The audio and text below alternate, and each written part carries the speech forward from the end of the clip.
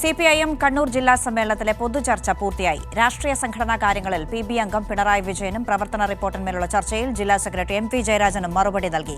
പാർട്ടിയുടെയും വർഗ ബഹുജന സംഘടനകളുടെയും സ്വാധീനം വിപുലപ്പെടുത്താൻ കഴിയുന്ന നിർദ്ദേശങ്ങളാണ് ജില്ലാ സമ്മേളന ചർച്ചയിൽ ഉയർന്നുവന്നതെന്ന് ജില്ലാ സെക്രട്ടറി MP ജയരാജൻ വാർത്താ സമ്മേളനത്തിൽ പറഞ്ഞു.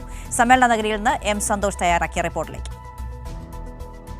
18 വനിതകൾ ഉൾപ്പെടെ 54 പ്രതിനിധികളാണ് 2 ദിവസങ്ങളായി നടന്ന ചർച്ചയിൽ പങ്കെടുത്ത് സംസാരിച്ചത്. പ്രധാനമായും ഈ പ്രതിനിധികൾ പാർട്ടിയെയും അതോടൊപ്പം തന്നെ വർഗ ബഹുജന സംഘടനകളുടെയും സ്വാധീനം വർദ്ധിപ്പിക്കുന്നതിനും ശക്തിപ്പെടുത്തുന്നതിനും ആവശ്യമായിട്ടുള്ള നിർദ്ദേശങ്ങളാണ് ഈ ചർച്ചയിൽ ഉയർന്നു വന്നത്.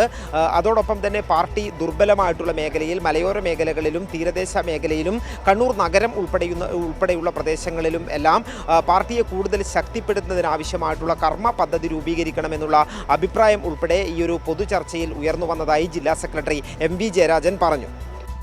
സാർവദേശീയ ദേശീയ സംസ്ഥാന രാഷ്ട്രീയ സ്ഥിതിഗതികൾ സംബന്ധിച്ച് ഉദ്ഘാടന പ്രസംഗത്തിൽ സൂചിപ്പിച്ചതും പ്രവർത്തന റിപ്പോർട്ടിൻ്റെ ആമുഖമായി പ്രതിപാദിച്ചതുമായ കാര്യങ്ങൾ അംഗീകരിച്ചുകൊണ്ടാണ് പ്രതിനിധികൾ ചർച്ചയിൽ പങ്കെടുത്തത്. അതിൽ വിലയേറിയ അഭിപ്രായങ്ങൾ പ്രതിനിധി സഖാക്കൾ സൂചിപ്പിക്കുകയുണ്ടായി. അതിലൊന്ന് വലതുപക്ഷ രാഷ്ട്രീയക്കാരെയും വലതുപക്ഷ മാധ്യമങ്ങളെയും തുറന്നു കാട്ടിക്കൊണ്ട് തൊഴിലാളി വർഗ രാഷ്ട്രീയം ഉയർത്തിപ്പിടിക്കാൻ കഴിയണം. അതിന് പാർട്ടി പ്രവർത്തകന്മാരെയും അനുഭാവി ഗ്രൂപ്പ് അംഗങ്ങളെയും അനുഭാവികളെയും പാർട്ടിയുടെ രാഷ്ട്രീയം പഠിപ്പിക്കണം. രാഷ്ട്രീയ സംഘടനാ കാര്യങ്ങളിൽ നടന്ന ചർച്ചയിൽ PB അംഗം പിണറായി വിജയനും പ്രവർത്തന റിപ്പോർട്ടിന്മേലുള്ള ചർച്ചയിൽ ജില്ലാ സെക്രട്ടറി MP ജയരാജനുമാണ് മറുപടി നൽകിയത്. അതോടൊപ്പം തന്നെ 6 പ്രമേയങ്ങളും സമ്മേളനം അംഗീകരിച്ചിട്ടുണ്ട്.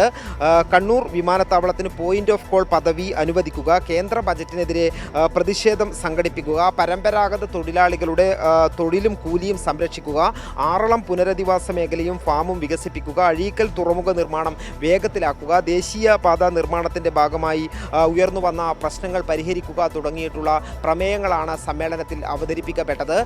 ഈ പൊതു ചർച്ചയും മറുപടിയും പൂർത്തിയായതോടുകൂടി പ്രധാനപ്പെട്ട സമ്മേളനത്തിൻ്റെ വളരെ പ്രധാനപ്പെട്ട അജണ്ടകളാണ് പൂർത്തിയായത്. ഇനി സമ്മേളനത്തിൻ്റെ സമാപന ദിവസമായ നാളെ ഈ പുതിയ കമ്മിറ്റികളെയും ഭാരവാഹികളെയും തിരഞ്ഞെടുക്കും. ജില്ലാ സെക്രട്ടറിയെ തിരഞ്ഞെടുക്കും. അതിനുശേഷമാണ് തളിപ്പറമ്പിൽ പൊതുസമ്മേളനം ചേരുന്നത്. 15,000-ഓളം വോളണ്ടിയർമാർ ഈ വളണ്ടിയർ മാർച്ചിൽ പൊതുസമ്മേളനത്തിന് മുന്നോടിയായി നടക്കുന്ന വളണ്ടിയർ മാർച്ചിൽ പങ്കെടുക്കും. പൊതുസമ്മേളനം മുഖ്യമന്ത്രി പിണറായി വിജയൻ ഉദ്ഘാടനം ചെയ്യും. കണ്ണൂരിൽ നിന്ന് M സന്തോഷിന്റെ റിപ്പോർട്ടാണ് കണ്ടത്.